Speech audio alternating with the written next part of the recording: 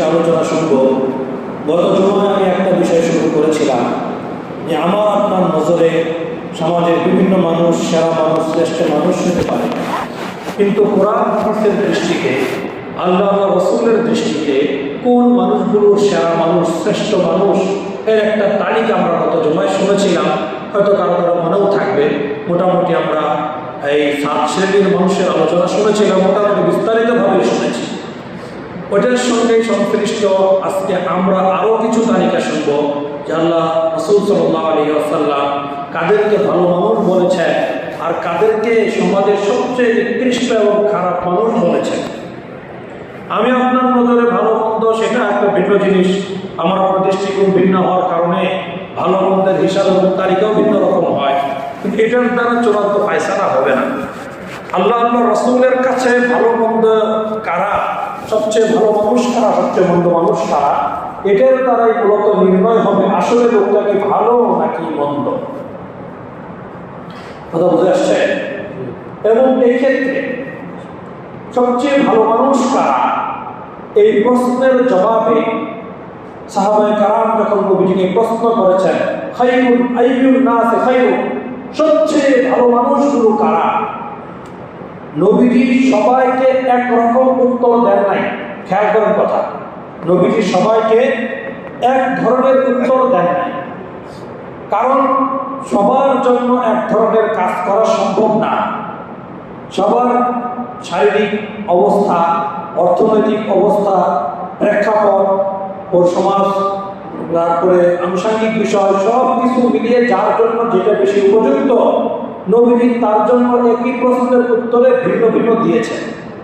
এটা সহজ ডাক্তারের কাছে গেলে একই রোগী, বিশেষ করে হোমিও ডাক্তারের কাছে যদি যাওয়া হয়, একই রোগী দেখা যায় ওষুধের নাম ভিন্ন ভিন্ন লেখছে ডাক্তার। কেন? এরা তো নানান কিছু জিজ্ঞাসা করে। হোমিও ডাক্তারের কাছে গেছেন কিনা জানি না, অনেক বংশের বিষয়ে জিজ্ঞাসা করে, বংশে কেমন ছিল, কারো বংশে এই রোগটা ছিল কিনা, বা তার মেজাজ কেমন, তার চলাফেরা কেমন, তার ঘুম কেমন, তার খাওয়া কেমন, তার পেশা পায়খানা কেমন, সব কিছু শোনার পরে তারপর ডিসিশন নেওয়া হয়। একই রোগের জন্য ডাক্তারের কাছে গেলে ডাক্তার, বিজ্ঞ ডাক্তার সবাইকে একরকম ঔষধ দেয় না, তার প্রেক্ষাপট অনুযায়ী, তার শক্তি সামর্থ্য অনুযায়ী ভিন্ন ভিন্ন ঔষধ লিখে থাকে। ঠিক তদরূপ নবীজি ছিলেন রুহানি ডাক্তার।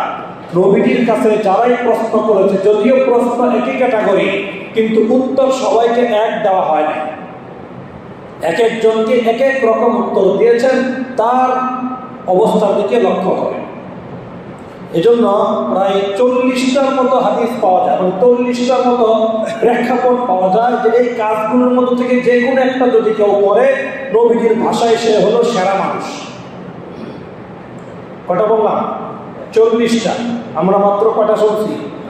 7টা শুনছি, আরো অনেক আছে, সব তো আর সম্ভব না। এরকম বিভিন্ন সময় বিভিন্ন কথা নবীজি বলেছে যে এরা হলো সেরা মানুষ।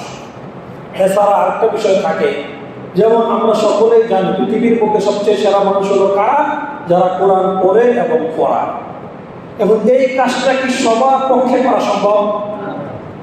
অনেকে সিনিয়র বয়স হয়ে গেছে, মুরব্বী হয়ে গেছে, নানান কাজকর্মে ব্যস্ত থাকে, এরকম বিভিন্ন ক্যাটাগরির লোক, সবার পক্ষে কি মাদ্রাসায় ভর্তি হয়ে কোরআন পড়া আর কোরআন সম্ভব কিনা বলেন? তাহলে কি তারা সেরা মানুষের কাতার থেকে বঞ্চিত হবে? যারা মাদ্রাসায় ভর্তি হয়ে বা শিক্ষক হয়ে পড়ানোর মতো সুযোগ নাই, তারাও যেন সেরা মানুষের কাতার থেকে বঞ্চিত হয়ে না যায়, তারাও যেন সেরা মানুষের কাতারে অন্তর্ভুক্ত হতে পারে। এই জন্য তাদের জন্য নবী আরো বিভিন্ন ক্ষেত্রের কথা বলেছেন, বিভিন্ন অপশনের কথা বলেছেন। এই অপশনের মধ্যে যদি তোমরা ঢুকতে পারো, তাহলে নবীজির ভাষায় তোমরাও কি মানুষ? সেরা মানুষ। গত জুমায় তো আমরা শুধু একটা বলছি কোরআন পড়া, আর বাকি 6টাতে বলছি অন্যান্য। তারপর বোঝা গেল আমি কোনো একটা মধ্যে ঢুকতে পারি, তাহলে নবীজির ভাষায় আমি কি মানুষ? সেরা মানুষ। এই জন্যই মূলত বলা, খেয়াল করা যে আমি কোনো একটার মধ্যে আছি কিনা, যদি না থেকে থাকি আমি সেরা মানুষের কাতারে যেন অন্তর্ভুক্ত হতে পারি, কোনো একটা আমলের সঙ্গে নিজেকে জড়ায় দেয়। বুঝে আসছে কথা? এই জন্য এটা খুব খেয়াল করা। তো আমরা আজকে সেরা মানুষ আরো কিছু তালিকা শুনবো। 8 নম্বর যেটা নবীজি যাকে সেরা বলেছেন, সাহাবায়ে কেরাম নবীকে প্রশ্ন করেছেন, ইয়া রাসূলুল্লাহ আইয়ুন নাস আফযল, খায়রুন নাস, সেরা মানুষকে, শ্রেষ্ঠ মানুষকে, ভালো মানুষকে? তখন নবী বলেছেন, কুল্লু মাহমুমিল কলবি ওয়া সাদুকিল লিসান। ইবনে মাজাহ শরীফের হাদিস। কুল্লু মাহমুমিল কলবি ওয়া সাদুকিল লিসান। সাহাবায়ে কেরাম নবীজিকে বললেন, ইয়া রাসূলুল্লাহ সাদুকুল লিসান তো আমরা বুঝলাম, সাদুকুল লিসান মানে কি? যার জিহ্বা দিয়ে কি বের হয়? সবসময় সত্য কথা বের হয়, যে কখনোই মিথ্যা কথা বলে না, সর্বদা সত্য কথা বলে, সুন্দর সত্য সঠিক কথাই যে বলে। এটা তো আমরা সকলেই বুঝলাম, এটা তো সহজে বুঝে আসলো। কিন্তু মাহমুমিল কলব, এটা তো বুঝে আসলো না। সাহাবায়ে কেরাম নবীজিকে পাল্টা প্রশ্ন করেছেন, ইয়া রাসূলুল্লাহ মাহমুমিল কলব সে হলো সারা মানুষ, এটা তো কি বুঝলাম। তখন নবীজি বলেছেন, মাহমুমিল কলব কাকে বলা হয়?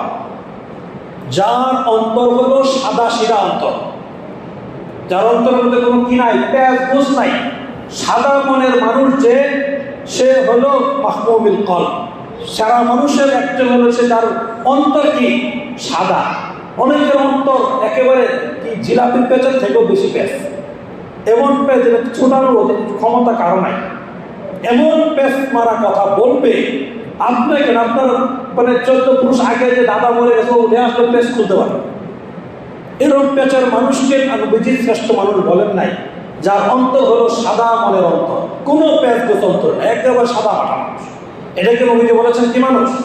শ্রেষ্ঠ মানুষ, মাহমুমিল কলব, যার অন্তর হলো সাদা। এবং সাদা মানুষ মানে কি, এটার ব্যাখ্যাও নবীজি বলেছেন। সাদা অন্তরের দ্বারা কি উদ্দেশ্য? নবী বলেন, আত-তাকিয়্যু ওয়ান-নাকিয়্যু লা ইসমা ফীহি ওয়ালা বাগিয়া ওয়ালা হাসাদা ফীহি ওয়ালা দিল্লা। কত সুন্দর করে মিলায় বলছেন, আত-তাকিয়্যু ওয়ান-নাকিয়্যু লা ইসমা ফীহি ওয়ালা বাগিয়া ওয়ালা দিল্লা ফীহি ওয়ালা হাসাদ। নবীজি বলেন যে সাদা দিল দ্বারা উদ্দেশ্য হলো, যখন যেটা সামনে আসে ওটাই সে করে না। যে কোনো কাজ করার আগে সে চিন্তা করে যে এই কাজে আল্লাহর সন্তুষ্টি আছে কিনা। আর তাকিয়া, মুত্তাকি যে হয়, যে কি হয় মুত্তাকি, যে কোনো কাজ করার আগে, যে কোনো দিকে দৃষ্টি দেওয়ার আগে, যে কোনো দিকে পা বাড়ানোর আগে, যে কোনো জিনিস মুখে দেওয়ার আগে সে চিন্তা করে এটা কি আল্লাহর হুকুমের বাহিরে হচ্ছে নাকি আল্লাহর হুকুমের ভিতরে। আল্লাহকে ভয় করে সর্বক্ষেত্রে, সর্বক্ষেত্রে আল্লাহকে ভয় করা তাকিয়া, যে মুত্তাকি হয়, পদক্ষেপ নেওয়ার ক্ষেত্রে আল্লাহকে ভয় করে পদক্ষেপ নেয়, আল্লাহকে সামনে রেখে সামনে আগায়। এটা হলো 1 নম্বর। সাদা দিলের দ্বারা উদ্দেশ্য 1 নম্বর কি, যে আল মুত্তাকি হতে হবে, মনের ভিতরে আল্লাহর ভয় থাকতে হবে, মনে যা চায় তাই করবে, বরং করার আগে চিন্তা করবে এই কাজে আল্লাহর নাফরমানি হচ্ছে নাকি আল্লাহর আনুগত্য হচ্ছে। এটা চিন্তা করে পরে সে কাজ করবে। এটা হলো 1 নম্বর, সাদা দিলের মানুষের 1 নম্বর বৈশিষ্ট্য। 2 নম্বর হলো আল নাকিয়া, যে অন্তর একেবারে পরিষ্কার, অন্তরের মধ্যে কোনো কালিমা নাই, কোনো কালো দাগ নাই, কোনো খারাপ কিছু নাই, একেবারে সাদা মাথা অন্তরের মানুষ, কোনো পেজ বলতে অন্তরে কিছু নেই। আর নাকিয়া, পরিচ্ছন্ন অন্তর শব্দের অর্থ। 3 নম্বর যে গুণ থাকতে হবে সাদা মনের মানুষ হওয়ার জন্য, লা ইসমা ফীহি ওয়ালা বাগিয়া, যে অন্তরের মধ্যে কখনোই কোনো পাপ কাজের পরিকল্পনা তৈরি হয় না। আসতে পারে, ওটা ধারণ করে রাখে না, যে অন্তরের ভিতরে পাপ কাজ করার মতো পরিকল্পনা করে না, মন্দ কাজ করার, আল্লাহ রাসূলের নাফরমানি করার পরিকল্পনা যে অন্তরে আসে, সেই অন্তরওয়ালা মানুষ সাদা দিলের না, সে মানুষ সেরা মানুষ না। যার অন্তর সাদা সে হলো সেরা মানুষ। আর অন্তর সাদা কার? যার অন্তরের মধ্যে নাফরমানি, গুনাহের চিন্তা নাই। এখন গুনাহ করার সুযোগ নাই, সমস্ত নেটফ্যাট ইত্যাদি বন্ধ, কিন্তু তার মনে মনে কল্পনা আছে যে নেট আবার এসে গেলেই আমি এই কাজগুলো করব, অথচ এই কাজগুলো আল্লাহ নাফরমানির কাজ, গুনাহের কাজ, সেগুলো করার জন্য মনে মনে পরিকল্পনা করতেছে। নেট না আসুক না, ভালো মন্দ যাই হোক, নেট বন্ধ হতে একটা ফায়দা তো হয়েছে, মানুষের রাতের ঘুম ভালো হইতেছে। কথা ঠিক কিনা? বিশেষ করে যুবক যুবতীদের রাতের ঘুমটা ভালো হচ্ছে, আর না দীর্ঘ রাত পর্যন্ত বসে বসে মোবাইলে নানান কিছু করতে থাকে। যাই হোক, আল্লাহ আমাদের এই সকল পাপ থেকে হেফাজত করেন। তো বলছিলাম 3 নাম্বার, যে অন্তরের মধ্যে, যে কলমের মধ্যে খারাপ জিনিসের পরিকল্পনা তৈরি করবে না, ওই অন্তর হলো ভালো মানুষের অন্তর। 4 নম্বর যে গুণের কথা নবী বললেন, লা দিল্লা ফিহি ওয়ালা হাসাদা, যে অন্তরের মধ্যে অন্য কোনো মানুষের প্রতি হিংসা বিদ্বেষ থাকবে না। আমি নিজে অনেক ভালো মানুষ, কিন্তু আরেকজনের প্রতি আমার হিংসা বিদ্বেষ, আরেকজনের প্রতি আমার কিনা বুঝ, তার ভালো আমি দেখতে পারি না, তার চলা আমার কাছে পছন্দ না, তার কথা বলা আমার কাছে পছন্দ না, তার খাওয়া আমার কাছে পছন্দ না, তার লেনদেন আমার কাছে, মানে ওকে দেখতেই পারি না। এই মানুষ কখনোই ভালো মানুষ হতে পারে না। এটা আমার কথা না, হাদিসের অর্থ। নবীজি বললেন, সারা মানুষ হলো ওই ব্যক্তি যার অন্তর হবে মাহমুম। আর মাহমুমের ব্যাখ্যায় নবীজি বলছেন, কোনো মুহাদ্দিস বলে নাই, নবীজি নিজে বলে গেছেন যে অন্তরের মধ্যে 4টা গুণ থাকবে, ওই অন্তর হলো সাদা অন্তর। 1 নম্বর হলো যে কোনো কাজ করার ক্ষেত্রে আল্লাহকে ভয় করে কাজ করবে। 2 নম্বর, তার অন্তরকে একেবারে পরিষ্কার পরিচ্ছন্ন রাখবে, কোনো প্যাঁচ রাখবে না, এত প্যাঁচ নিয়ে ঘুরবে না। তোমারটা তুমি চিন্তা করো, আরেকজন এত পেঁচানোর তো দরকার কি তোমার? সামান্য একটা বিষয় নিয়ে এমন প্যাঁচ শুরু করে, একেবারে প্যাঁচের শেষ নেই। এটা ভালো মানুষের অন্তর না। 3 নম্বর নবীজি বলছেন যে অন্তরের মধ্যে পাপ কাজ, গুনাহের কাজ, নাফরমানির পরিকল্পনা হয় না। 4 নম্বর বলেছেন, লা দিল্লা ফিহি ওয়ালা হাসাদ, যে অন্তরের মধ্যে কারো ব্যাপারে কোনো হিংসা বিদ্বেষ থাকে না। আপনার অন্তরে যদি কারো ব্যাপারে হিংসা রাখেন, আপনি যত নামাজ পড়তে পারেন, যত রোজা করেন, যত ভালো মানুষই দেখান, যত ইসলামী পোশাক পরিধান করেন, কিন্তু কোরআন হাদিসের কথা হলো আপনি সমাজের মধ্যে সবচেয়ে নিকৃষ্ট মানুষ, ভালো মানুষ না। আপনার অন্তর পরিষ্কার না, তো আপনি ভালো মানুষ না, হাদিসের ভাষ্য। আপনি অন্যের ব্যাপারে হিংসে মানুষ, আরেকজনের জীবন শাকায়ত করে, দুশ্চর্চা করে, পরনিন্দা করে, মানুষের পিছনে অন্যের দোষ দেদারসে বলতে থাকে। কেন বলে? ওই মানুষের প্রতি তার হিংসা, ওই মানুষের প্রতি তার মনের গুসা। এই মনের গুসার কারণে, মনের হিংসার কারণে যেখানেই যায়, যেখানেই চলে, যেখানেই বসে, শুধু আরেকজনের কি করতে হয়? দোষ চর্চা ছাড়া তার কোনো কি হয়? নিজের তো চর্চা করো, নিজের জীবনে কত ভুল রয়েছে, কত অন্যায় কাজ রয়েছে, একটা করে সেগুলো সংশোধন করার চেষ্টা করো। তুমি এখানে 4 দোকানে বসে আরেকজনের বদনাম করলে তোমার কথা দ্বারা পরিবর্তন হবে? তোমার কথার দ্বারা সেখানে কোনো চেঞ্জ হবে? কি ফায়দা হবে? শুধু তোমার গুনাহের পাল্লা ভারী হবে। এর জন্যই গীবত কত মারাত্মক গুনাহ, বারবার বলা হয়েছে। আগে নবীজি প্রশ্ন করেছেন, মানিল মুফলিস, হে আমার সাহাবে কারাম, তোমরা বলো তো দেখি সবচেয়ে গরিব মানুষকে? তো সাহাবে কারাম বলছে, আল্লাহু ওয়া রাসূলুহু আ'লাম। আমরা তো জানি না আপনার প্রশ্নের ভিতরে কি রহস্য, আমাদের জানা নাই, আল্লাহ রাসূল ভালো জানেন। তখন নবীজি বলছেন, সবচেয়ে গরিব মানুষ হলো ওই ব্যক্তি যে পাহাড় সমতুল্য নেকি, পাহাড় সমতুল্য নামাজের নেকি, পাহাড় সমতুল্য দানের নেকি, পাহাড় সমতুল্য হজের নেকি, পাহাড় সমতুল্য জনসেবার নেকি নিয়ে আল্লাহর দরবারে যাবে, কিন্তু সে দুনিয়াতে সব করেছে, সাতামা হাদা ওয়া সাব্বা হাদা, মানে এক সব ধরনের অন্যায়, কাউকে গালি দিয়েছে, কাউকে চিমটি দিয়েছে, কাউকে প্রহার করেছে, কারো মাল অন্যায়ভাবে আত্মসাৎ করেছে, কারো গীবত শাকায়াত করেছে, কারো জন্য সে চুগলখড়ি করেছে, নানান গুনাহের কারণে এই পাওনাদার তার কাছে আসবে। তখন তার আমলনামা থেকে কেটে কেটে সমস্ত সওয়াবগুলো চলে যেতে থাকবে। এক পর্যায়ে তার সমস্ত নেকি শেষ হয়ে যাবে, কিন্তু তার পাওনাদারের তালিকা শেষ হবে না। বলবে, ইয়া রাসূলুল্লাহ, ইয়া আল্লাহ, দুনিয়াতে অনেক বিচার চেয়েছি, অনেক নেতা নেত্রীর পেছনে দৌড়িয়েছি, কিন্তু আমার সঠিক বিচার কেউ করে দেয়নি। আজকে আপনার কাছে শুনেছি যে আপনি হলে সবচেয়ে ন্যায় বিচারক, আপনার এখানে বেইনসাফের লেশমাত্রাও হবে না। কাজে আমি আপনার কাছে আজকে বিচার চাই, অমুকের ছেলে অমুক আমার এই ক্ষতি করেছে, আপনি আজকে জাতির সামনে ন্যায্য বিচার করে দেন। আল্লাহ সেদিন ক্ষমতা জাহির করবেন, আল্লাহ তাআলা সেদিন তার পাওয়ার দেখাবেন। এই দুনিয়াতে তুমি যতই ক্ষমতাগিরি করো, কিন্তু সেখানে গেলে তোমার ক্ষমতা টিকবে না, একমাত্র আল্লাহর ক্ষমতায় টিকবে। আল্লাহ বলবেন লিমানিল মুলকুল ইয়াউম, আজকের এই মহা জনসভার দিনে তোমরা সকলেই বলো সর্বভৌমত্ব রাজত্ব কার? আল্লাহ ঘোষণা দিবেন, এক বাক্যে সবাই বলতে বাধ্য, আজকের ক্ষমতা, আজকের সব কিছুর মালিক একমাত্র আপনি, আর কেউ নেই। ওই দিন আল্লাহ তাআলা ন্যায্য বিচার কাকে বলে দেখিয়ে দিবেন। তো আল্লাহ তাআলা বলবে ওর তো কোনো নেকি নাই, তোমাকে কি দেওয়া হবে? কাজেই তোমার গুনার যে বোঝাগুলো আছে এটা তার কাঁধে দিয়ে দাও, আর তুমি জান্নাতে চলে যাও। ওই এতগুলো নেকি আর সাথে করে নিয়ে আসার পরেও সে এখন কোথায় যাবে? জাহান্নামে যাবে। এজন্য আপনি যে আরেকজনের বদনাম করবেন, আরেকজনের দুশ্চর্চা করবেন, তার প্রতি হিংসা অন্তরে থাকার কারণে এতে কি হবে? হয়তো আপনার নেকি চলে যাবে, না হয় তার গুনার বোঝা আপনার কাঁধের উপরে আসবে। এই জন্য প্রসিদ্ধ বুজুর্গ হাসান বসরি রহমতুল্লাহ আলাইহি, নাম শুনেছেন না?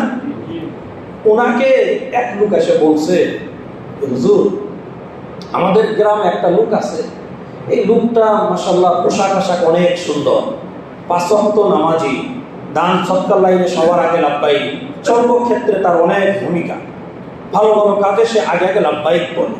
কিন্তু এই লোকটা সারাদিন যেখানেই বসে কারো দোষ নিয়ে পড়ে থাকে, যেখানেই যায় কারো দোষ নিয়ে চর্চা করে, মানুষের দোষ চর্চা করে।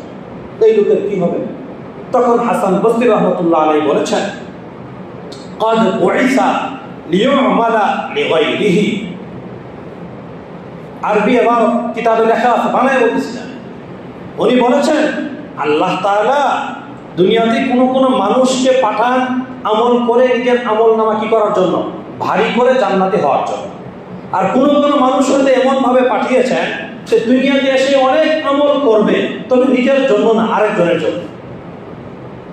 কথা বুঝেন নাই মনে হয়? অনেকে আছে দুনিয়াতে এসে অনেক আমল করবে, তবে কার জন্য না? নিজের আমল নামায় যোগ হবে না। কোথায় যাবে? আরেকজনের আমল নামা ভারী করার জন্য। কিভাবে? ওই যে আপনি অনেক ইবাদত বন্দেগী করেন, কিন্তু আপনি আরেকজনের দুশ্চর্চা করেন, আপনার নেকিগুলো অটোমেটিক কোথায় চলে যাবে? ওই যার গীবত করলেন তার আমল নামায় চলে যাবে। কথাটা বুঝেন নাই?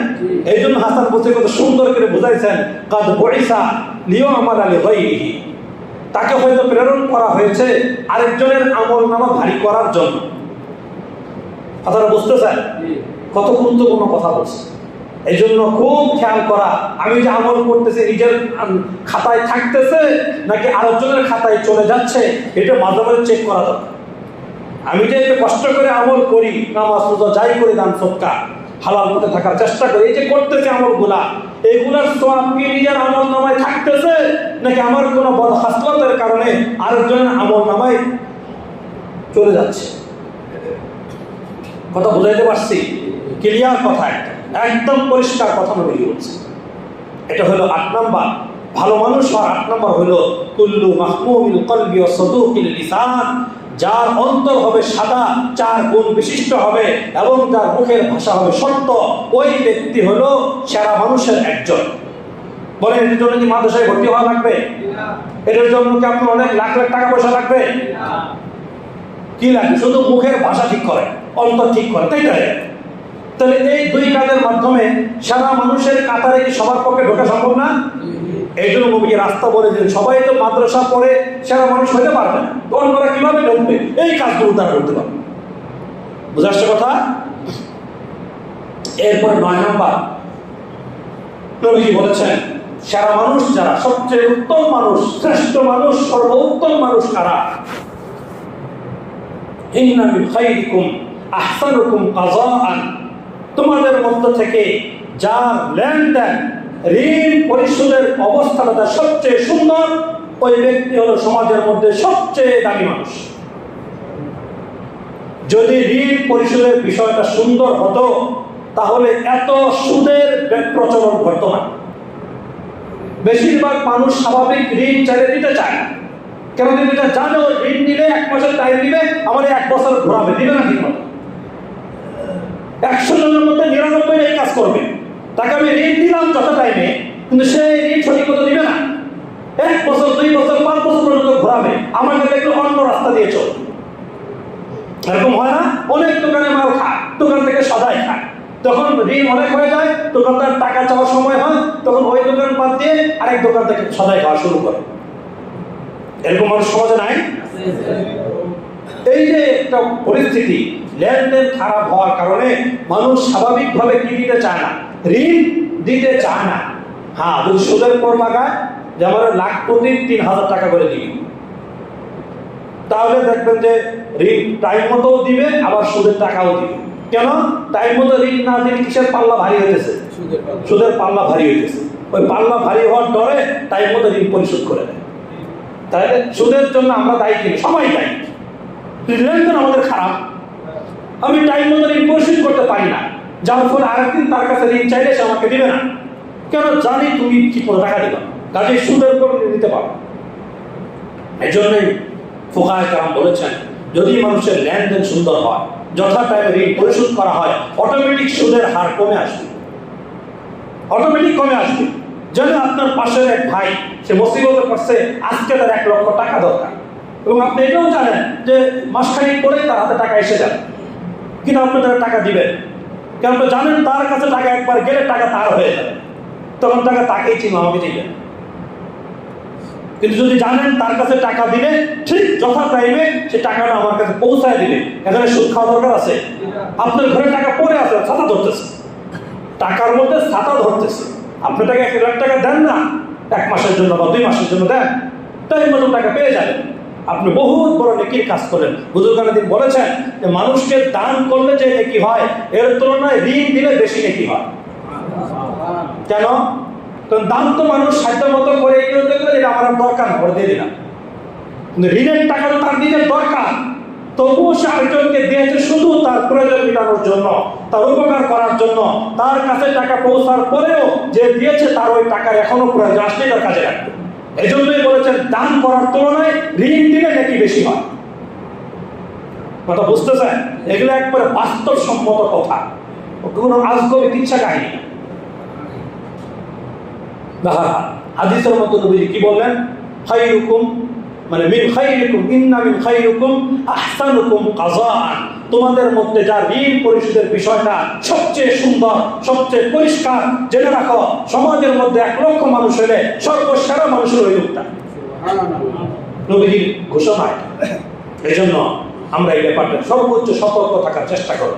হ্যাঁ, মানুষের এমন হয় আমার ঋণ নিয়েছি, যথা টাইমে টাকা দিতে পারছি না, আমার কোনো ওজোর থাকতেই পারে, মানুষ তো, আমি কোনো ওজোরের মধ্যে অসুবিধার মধ্যে পড়ে দিচ্ছি, আমি তাকে গিয়ে বলি ভাই আমার একটা অসুবিধার কারণে টাকা দিতে একটু দেরি হয়েছে, বাস সহজ হয়ে গেল, উনিও মন খারাপ করবে না, আর আপনার প্রতি তার কোনো কষ্ট আসবে না, অসুবিধা নেই। তাকে দেখে দূরে দূরে থাকেন, এটা তো অন্যায়।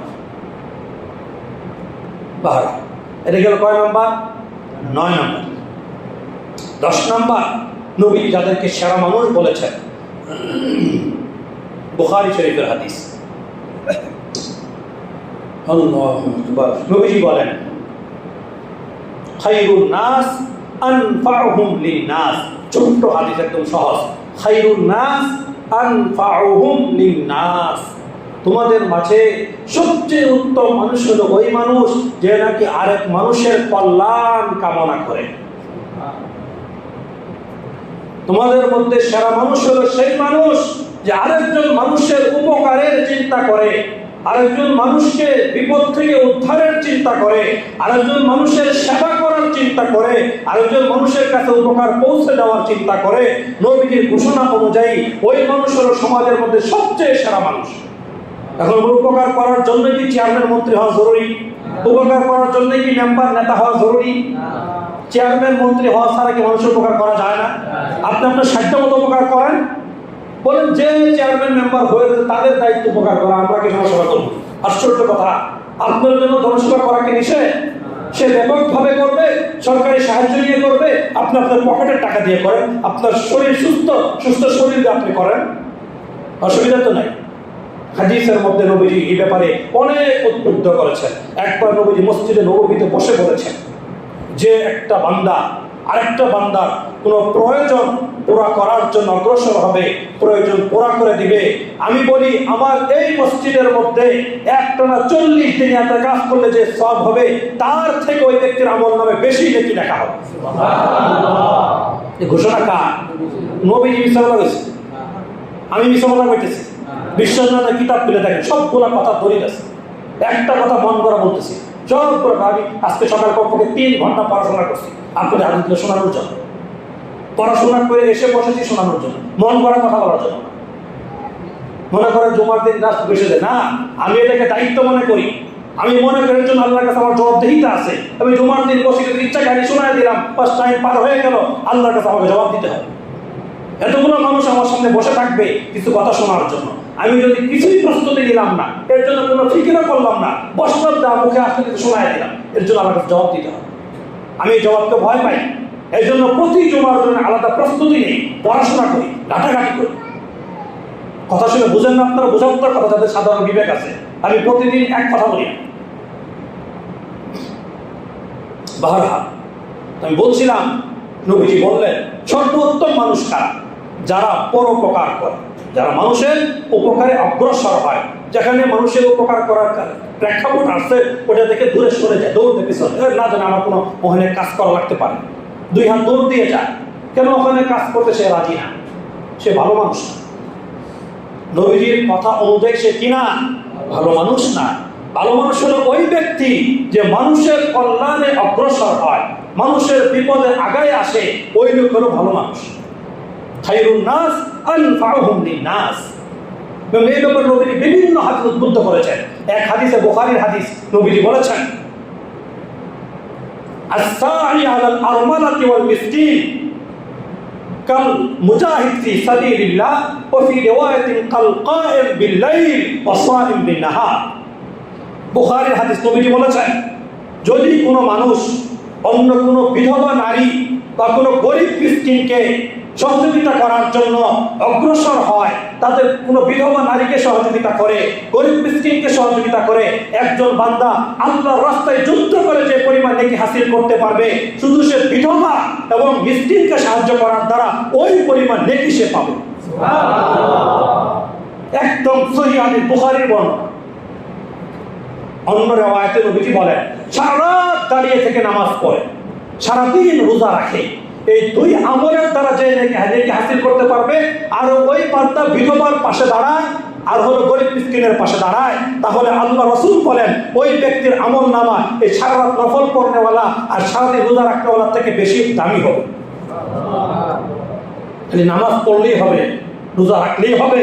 আপনাকে আল্লাহ যে কাজ করার মতো তৌফিক দিয়েছেন আপনি সেটা করতে হবে, তাহলে আপনি সারা মানুষ হবেন।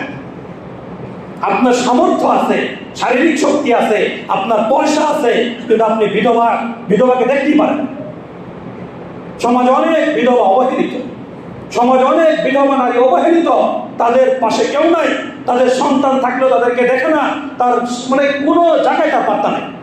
এমন অসহায় বিধবা নারীদের পাশে যদি কেউ দাঁড়ায়, আল্লাহর রাস্তায় জিহাদ করে যে নেকি হয়, সারাদিন ইবাদত করে যে নেকি হয়, এর থেকে বেশি নেকি আল্লাহ তার আমল নামে ডাকবে। এই জন্য আমরা খেয়াল রাখবো কোনো না কোনো বিধবা নারীদের সহযোগিতা জীবন একবার হলেও যেন করতে পারি, যে আমাদের সমাজে না থাকুক পাশের সমাজে আছে, কোনো না কোনো বিধবা নারীর সেবা যেন আমি জীবনে একবার হলেও যেন করতে পারি, এটা আমার মাথায় রাখা। এবং গরিব মিসকিন অসহায়, গরিব যারা, মিসকিন যারা খেতে পারে না, উপার্জন করতে পারে না, শারীরিক অসুবিধা আছে না, শারীরিক অসুবিধাগ্রস্ত মানুষ নাই সমাজে নাই, আপনি তাদেরকে 100 টাকা দিয়ে সাহায্য করেন, তাদেরকে 1 কেজি ফল কিনে দেন, আল্লাহ রাসূলের ঘোষণা আপনি সেরা মানুষ, আপনার নেকি অনেক বেশি হবে। আল্লাহ আমাদের তৌফিক দান করেন। আরো বলেছেন অন্য হাদিসের মধ্যে, তিরমিজি শরীফের হাদিস, নবীজি বলেছেন, কিছুদিন আগে মাদ্রাসায় পড়াইছি আমি ছাত্রদেরকে এই হাদিসটা, এই 2 সপ্তাহ আগে মনে হয় পড়াইছি। নবীজি বলেছেন মান নাফাসা আন মুসলিমি কুরবাতান মিন কুরাবি দুনিয়া নাফাসাল্লাহু আনহু কুরবাতান মিন কুরাবি ইয়াউমিল কিয়ামা।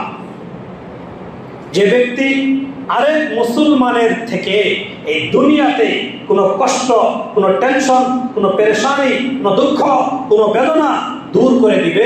আল্লাহ তাআলা ওই ব্যক্তির কঠিন মুসিবতের দিনে, কঠিন পেরেশানির দিনে, কঠিন দুঃখের দিনে আল্লাহ নিজে ওই ব্যক্তির জিন্দেগির সকল কষ্ট দূর করে দিবে। সেদিন কোনটা? ইয়াউমুল কিয়ামা। কিয়ামত মানে পরকালে, হাসরের ময়দান। এটা সহিহ হাদিসের পর। আর এরপর বলেন, হাদিস শেষ না, একই হাদিসের অংশ। নবীজি বলেন, মান ইয়াসসারা আলা মুসিরিন ফি দুনিয়া ইয়াসসারাল্লাহু আলাইহি ফি দুনিয়া ওয়াল আখিরাহ। যে ব্যক্তি কোনো বিপদগ্রস্ত মানুষকে এই দুনিয়াতে হেল্প করবে, অনেক বিপদগ্রস্ত মানুষ সাহায্যের প্রয়োজন হয়, মামলা মোকদ্দমায় ফেসে গিয়েছে, অর্থনৈতিক ব্যবসার মধ্যে ফেসে গিয়েছে, চাকরিতে গিয়ে ফেসে গিয়েছে, হঠাৎ করে কোনো অ্যাক্সিডেন্টে ফেসে গিয়েছে, এমন বিপদগ্রস্ত মানুষ নাই? কোনো কঠিন পরিস্থিতির শিকার হয়েছে, এমন কঠিন পরিস্থিতিওয়ালা মানুষের যদি কেউ পাশে দাঁড়ায়, তাকে দুনিয়ার এই কঠিন অবস্থা থেকে উত্তোলনের জন্য যদি কোনো মানুষ চেষ্টা করে, আল্লাহ তাআলা তাকে এই দুনিয়াতেও বিপদ থেকে উদ্ধার করবে এবং পরকালেও তাকে বিপদ থেকে উদ্ধার করবে। এই হাদিসগুলোকে অন্তরে লাগে না? কত পরিষ্কার কথা নবীজি বলে গেছেন। আজকের কথা তো না, ১৫০০ বছর আগে নবীজি এই বাণীগুলো আমাদেরকে শোনায় গেছে। কত গুরুত্বপূর্ণ কথা নবীজি বলেছেন। এরপর অংশে বলেন, মান সাতারা আলা মুসলিমিন সাতারাল্লাহু ফিদ দুনিয়া ওয়াল আখিরাহ। যে ব্যক্তি কোন মুসলমান ভাইয়ের দোষ এই দুনিয়াতে গোপন রাখবে, যে দোষ বলা দরকার না, হ্যাঁ কোনো দোষ এমন আছে যেটা না বললে আরেকজন মানুষও তার কাছে গিয়ে বিপদগ্রস্ত হবে, এটা ভিন্ন কথা। আরেকটা হলো এমন একটা কেউ ভুল করে ফেলছে, এই ভুলের দ্বারা অন্য কারো কোনো ক্ষতি হবে না, তাহলে এমন দোষ যদি কেউ গোপন করে, আল্লাহ তাআলা ওই দুনিয়াতে এবং আখিরাতে তার দোষগুলো ঢেকে রাখবেন, প্রকাশ হতে দিবেন না। ৪ নম্বর এই হাদিসের যে কথা নবীজি বলেন, আল্লাহু আকবার, ওয়াল্লাহু ফি আউনিল আবদি মা কানাল আবদু ফি আউনি আখিহি ওয়াল্লাহু ফি আউনিল আবদি। আল্লাহ তাআলা তার বান্দার সহযোগিতা, সাহায্য ততক্ষণ পর্যন্ত করতে থাকেন যতক্ষণ পর্যন্ত আল্লাহর ওই বান্দাটা আল্লাহর অন্য কোনো বান্দার সহযোগিতা করতে থাকে। আল্লাহর সাহায্য যদি আপনার কর্মের মধ্যে পেতে চান, তাহলে আপনি আরেকজন আল্লাহর বান্দাকে সাহায্য করেন। নিশ্চিত থাকেন, নবীর ঘোষণা যদি সত্য হয়ে থাকে, আল্লাহ আপনাকে অবশ্যই সাহায্য করবেন। কথা ক্লিয়ার? পরিষ্কার কথা। আল্লাহর সাহায্য যদি পেতে হয়, আপনি আরেকজনকে সাহায্য করেন। ওয়াল্লাহু ফি আউনিল আবদি মা কানাল আবদু ফি আউনি আখিহি। আল্লাহ কোন বান্দার ওই সময় পর্যন্ত সাহায্য করেন, বান্দা যখন তার ভাইয়ের সাহায্য অব্যাহত রাখে, সাহায্য করতে থাকে। এই জন্য শুরুতে যে কথাটা বলেছি, কয় নম্বর চলতেছে? 10 নম্বর, যে সর্বোত্তম মানুষকে যে নাকি অন্যের কল্যাণে অগ্রসর হয়। নবীর ঘোষণা অনুযায়ী ওই লোক হলো সবচেয়ে উত্তম মানুষ। এটার ব্যাখ্যায় 3-4টা হাদিস শোনাইলাম। আল্লাহ আমাদের আমলের তৌফিক দান করে। 11 নম্বর, একেবারে সংক্ষিপ্ত, এটা হলো জিহাদের কথা বলেছেন নবীজি, যে শত্রুর বিরুদ্ধে, জালেমের বিরুদ্ধে, কাফের মুশরিকের বিরুদ্ধে যারা ইসলামকে ক্ষতি করতে চায়, যারা মুসলমানদের সার্বভৌমত্ব ক্ষতি করতে চায়, তাদের বিরুদ্ধে জিহাদের যতগুলো শর্ত শরায়েত আছে। মনে চাইলে আপনি এক দোকানে আগুন ধরায় দিলেন, এটার নাম জিহাদ নেই। মনে করেন বাসের উপর আগুন ধরা দিলেন, এটার নাম জিহাদ নেই। এটা হলো কি? সন্ত্রাস। এগুলো হলো শয়তানি, এগুলো নাম জিহাদ। জিহাদ করতে হলে এক আমির লাগবে, এক নেতৃত্ব লাগবে, একজনের আন্ডারে থাকতে হবে, আর অনেক শর্ত শরায়েত আছে। ওই সমস্ত শর্ত শরায়েত মেনে যদি কেউ জিহাদ করে, তাহলেও নবীজির ভাষায় ওই ব্যক্তি হলো সেরা মানুষ।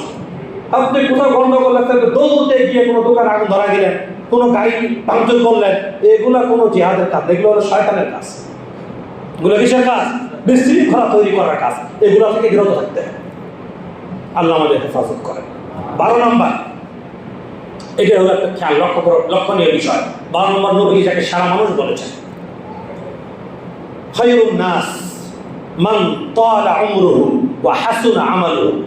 খায়রুন নাস, সারা মানুষের ওই ব্যক্তি, মান তালা উমরুহু, যার হায়াত আস্তে আস্তে বৃদ্ধি পাচ্ছে, হায়াত দীর্ঘায়িত হয়েছে, অনেক বয়স পেয়েছে, সাথে সাথে মান হাসুনা ওয়া হাসুনা আমালুহু, তার আমলগুলো সুন্দর হয়েছে।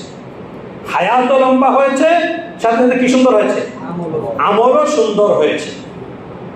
আর বর্তমানে দেখা যায় উল্টা, যে যত বুড়া হয় তার আমল তত নষ্ট হয়। কেন? হাদিসের মধ্যে এক হাদিসের নবীজি বলছেন, মানুষের যখন বয়স বাড়ে তখন তার দুইটা লোভ বেড়ে যায়। এক হলো দুনিয়ার লোভ, আর হলো বাচ্চা থাকার লোভ। আরো বেশি দিন বাঁচতে চায়, আরো দুনিয়া বেশি চায়, অথচ তার এখন দুনিয়া কোনো দরকার নাই, সে দুদিন পরে কবরে চলে যাবে, মানে স্বাভাবিক নিয়ম অনুযায়ী। তার এত লোভ দুনিয়ার, এত লালসা, যে একজন জোয়ান মানুষের এত লোভ লালসা নাই।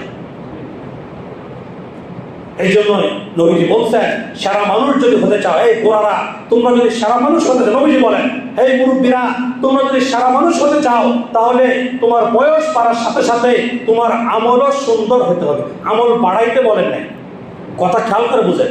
নবীজি কথা বলেন, মান তাআলা আমরুহু ওয়া কাসুরা আমালুহু। কাসুরা আমল বলছেন না হাসুনা আমালুহু বলেছেন? হাসুনা শব্দের অর্থ কি? সুন্দর। আর কাসুরা মানে হলো বেশি। নবী বেশির কথা বলছেন, কারণ আল্লাহর কাছে বেশির কোনো মূল্য নাই। আল্লাহর কাছে বেশির কোনো কি নাই? মূল্য। আল্লাহর কাছে মূল্য কিসের? কোয়ালিটির মূল্য। আল্লাহর কাছে কিসের মূল্য? আপনার আমলের কোয়ালিটি যত সুন্দর হবে, আল্লাহর কাছে আমলটা তত বেশি দামি হবে। একজন সারাদিন 100 রাকাত নামাজ পড়ছে, যোগ বিয়োগ করে দেখা গেল, মানে ওটা জাস্টিফাই করে দেখা গেল 2 রাকাত আল্লাহর কাছে টিকবে না। আর একজন মাত্র 4 রাকাত পড়ছে, ওই 4 রাকাত আল্লাহর কাছে টিকে গেছে। তাহলে কোনটা দামি হবে? এই জন্য নবীজি বললেন কাজ আমল বেশি করো, সেটা নবীজি বলেন নাই। নবীজি পরিষ্কার বলেছেন হাসুনা আমালুহু, যার আমল সবচেয়ে সুন্দর হবে, বয়স বাড়ার সাথে সাথে আমলটা সুন্দর হবে, সে সমাজের মধ্যে সবচেয়ে উত্তম মানুষ বলে বিবেচিত হবে। এবং কোরআনের মধ্যে আল্লাহ তাআলা কি বলছেন? আইয়ুকুম আহসানু, সূরা ইয়ার মধ্যে, মুলকের মধ্যে শুনছেন না? আইয়ুকুম আহসানু আমালা লিয়াবলুয়াকুম আইয়ুকুম আহসানু আমালা। আল্লাহ তোমাদের পরীক্ষা করতে চান কার আমল সবচেয়ে বেশি, এটা বলছে। কি বলছে? সবচেয়ে সুন্দর।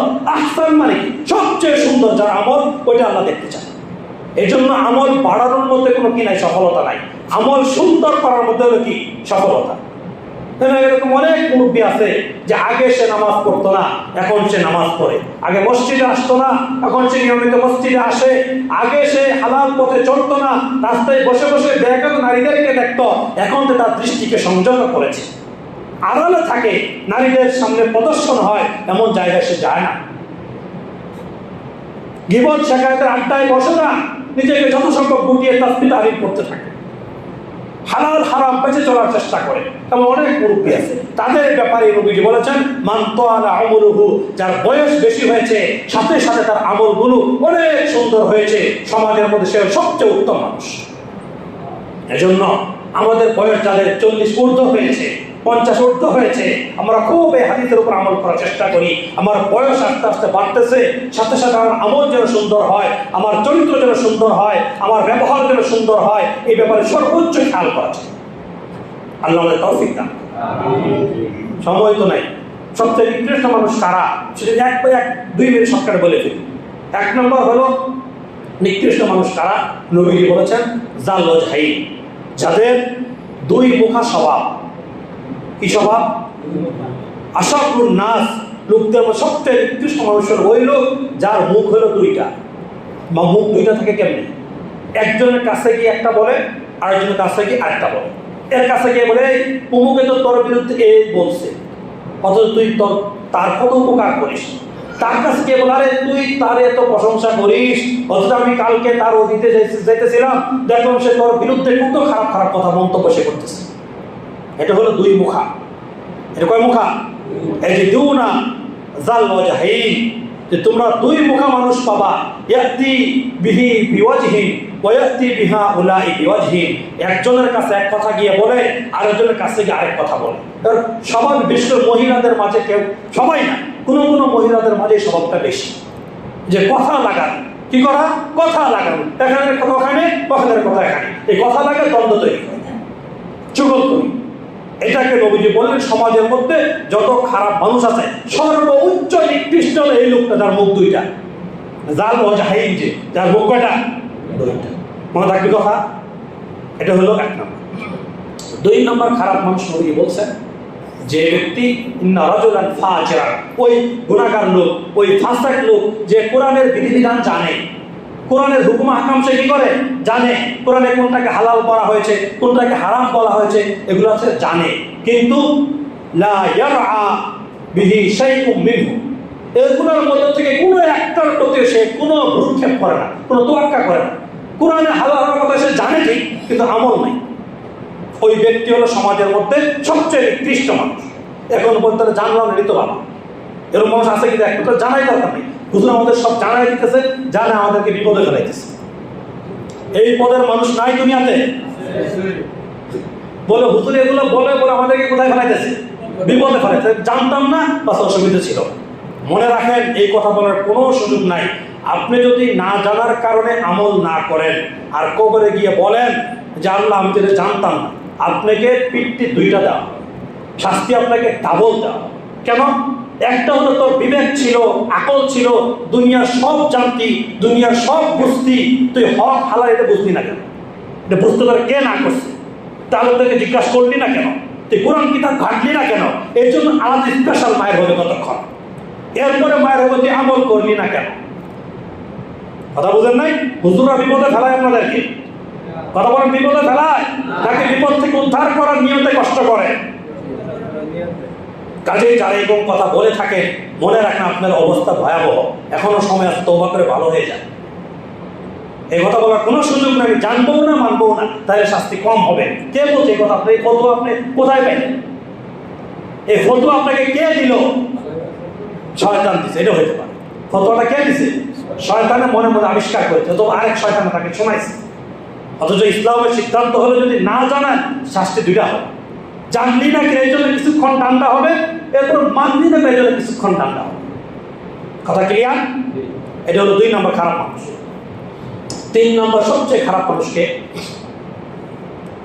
শাররুন নাস ইনদাল্লাহি মানজিলাতান ইয়াউমাল কিয়ামাতি আযহাবা আখিরাতাহু বিদুনিয়া গায়রিহি।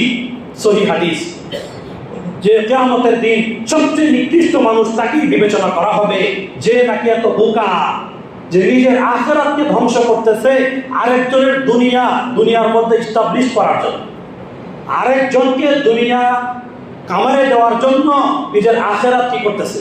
ধ্বংস করতেছে। ওই হলো সমাজের মধ্যে সব থেকে নিকৃষ্ট মানুষ। কে বলছেন? নবীজি বলেছেন। এটা কিভাবে? এরকম করেনি, করে না? নিজে হালাল ভাবে চললে তার চলার জন্য যথেষ্ট, কিন্তু বিবির এত চাহিদা, তার সন্তানদের এত চাহিদা, বিবি আর সন্তানদের চাহিদা পূরণ করতে গিয়ে তার আর নামাজের খবর নাই, রোজার খবর নাই, হালালের খবর নাই, হারামের খবর নাই। দরকার শুধুই টাকা। বইয়ের মধ্যে টাকা থাকলে ওইটাও ধীরে নিয়ে আসবে। নিজের জন্য নাকি অন্যের জন্য? আখিরাতকে নষ্ট করতেছে কিসের জন্য? বিদুনিয়া গায়রিহি, অন্যের দুনিয়াকে চাঙ্গা করার জন্য নিজের আখিরাতকে ধ্বংস করতেছে। নবীজি বলে এই হলো সমাজের সবচেয়ে নিকৃষ্ট মানুষ। টাইম মতো নামাজ পড়ে না। কেন? নামাজে আসলে ওখানে কাজ কম হবে, আর কাজ কম হইলে পোলামাইয়াদের চাহিদা পূরণ হবে না, দুই বাচ্চার চাহিদা কি হবে না? পূরণ হবে না। এই জন্য সে কি করে? নামাজ ফাঁকি দেয় বা হারাম ভাবে উপার্জন করে। কেন? তার পোলামাইয়াদের চাহিদা পূরণ করার জন্য।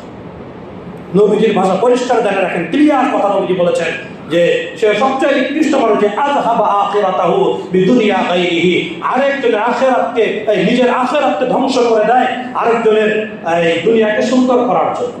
বাকি এটা না আপনার সন্তানকে ফকির বানায়, হ্যাঁ, আপনার সন্তানকে সুশিক্ষা দেওয়া, আপনার সন্তানকে উত্তম চরিত্র গঠন করা, এই ব্যাপারে আপনার দায়িত্ব। আপনি বাবা মা, আপনার দায়িত্ব সন্তানকে সুশিক্ষা দিবেন, তাদের উত্তম চরিত্র শিক্ষা দিবেন, এটা আপনার দায়িত্ব।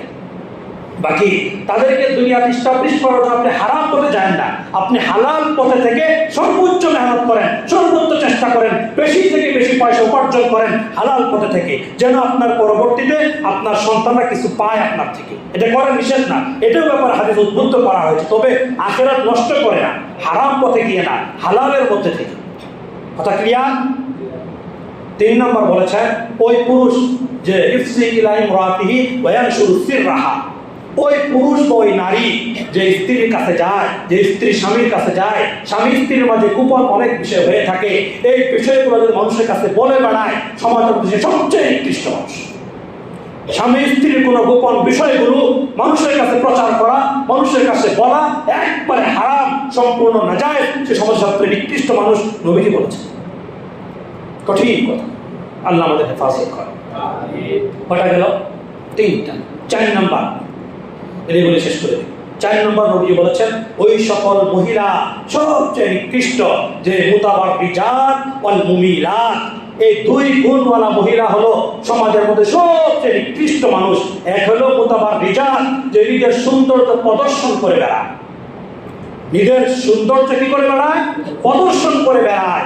2 নম্বর হলো মুমিলাত, এবং অহংকার করে বেড়ায়। ওয়াল মাইলাত, অহংকার বিভিন্ন ব্যাখ্যা আছে। এই 2 গুণ যে মহিলার মধ্যে থাকবে, এক হলো যে নিজের সৌন্দর্য প্রদর্শন করে বেড়ায়, 2 নম্বর হলো যে মহিলা অহংকার করে। এই 2 মহিলা সমাজের মধ্যে সব থেকে বেশি নিকৃষ্ট মহিলা। কাজে আমরা আমাদের মা বোনদেরকে, আমাদের অধীনস্থ মহিলাদেরকে এই 2 বদস্বভাব থেকে বিরত রাখার জন্য সর্বোচ্চ চেষ্টা করি। আল্লাহ আমাদের সকলকে কথাগুলো সুন্দরভাবে বুঝে আমল করার তৌফিক দান করেন। ওয়া আখিরু দাওয়ানা আনিল হামদুলিল্লাহ।